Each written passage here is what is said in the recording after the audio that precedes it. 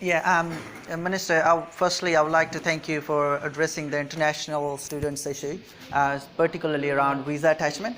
But my particular question is one around offshore education agents. Yeah. They're still, exploitation starts from the beginning where they sell the false promises.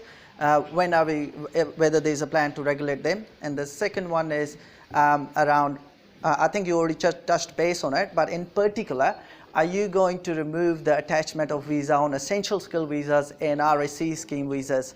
And thirdly, around climate change visa. A lot of Pacific islands, in fact, because of climate change, the sea level are rising. What are we doing in terms of helping those neighboring islands to assist them through climate change visa? And third, last one. last one in particular. You know how when a lot of employers intentionally, those ones who intentionally exploit migrants, they commit fraud of corruption, they dodge taxes and everything, mislead immigration New Zealand.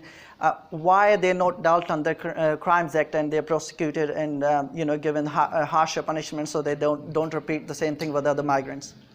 This 4 questions in one business. It could be a long night, but anyway, very cunning, well done. So look, first of all, with the offshore agents, I actually asked MB to give me some advice on whether we should be regulating the offshore agents.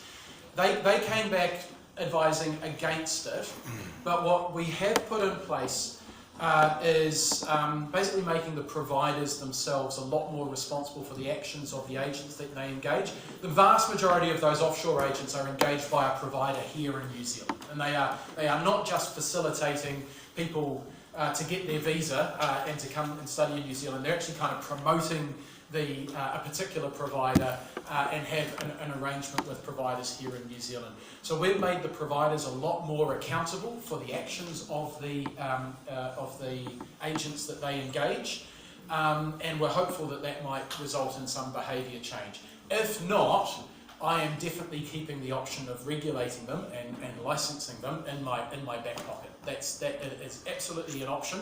I want to see if this process that we put in place works. If not, it's definitely something that I would still consider. The challenge, of course, is how do you actually enforce it and make it work? That said, every other offshore agent is licensed. If you're dealing with anything other than student visas, you have to be licensed, and you can lose that license. It's certainly an option, but we're trying other approaches first. But we do need to see some behaviour change. There's no doubt about that. Second one around would we look at uncoupling essential skills visa from a specific employer? That is something that we will look at through that review. So we're going to look at all the points where we think there's opportunities for exploitation in our settings. We will definitely look at that. Obviously, the reason why that's in place is to make sure that there's a genuine job offer available, that people are, that when people get here, that they're going to go into work when they get here. Because the last thing we want for the migrant themselves is to not be working when they get here, because that's going to put them in a very vulnerable situation as well. But I think there's other ways of doing that, and there's an opportunity there for us. So we will definitely take a look at that. Third area was climate change. Climate change, yep. So climate change will definitely be something that we consider as part of that Pacific review. We are doing some broader work around how we support our Pacific neighbours, first and foremost, to mitigate climate change and be able to stay where they are. We've had a really, really clear message from those Pacific nations. They want to try and maintain the integrity of their communities where they are. They don't want to have to move. So that's the first thing. But yes, we do need to be mindful about what might need to happen in the future if that becomes untenable, and there'll be some work done there. And the fourth one was prosecution of employers. Prosecutions, yeah. So look, you're absolutely right that exploiting migrant workers usually goes hand in hand with a lot of other dodgy practices as well.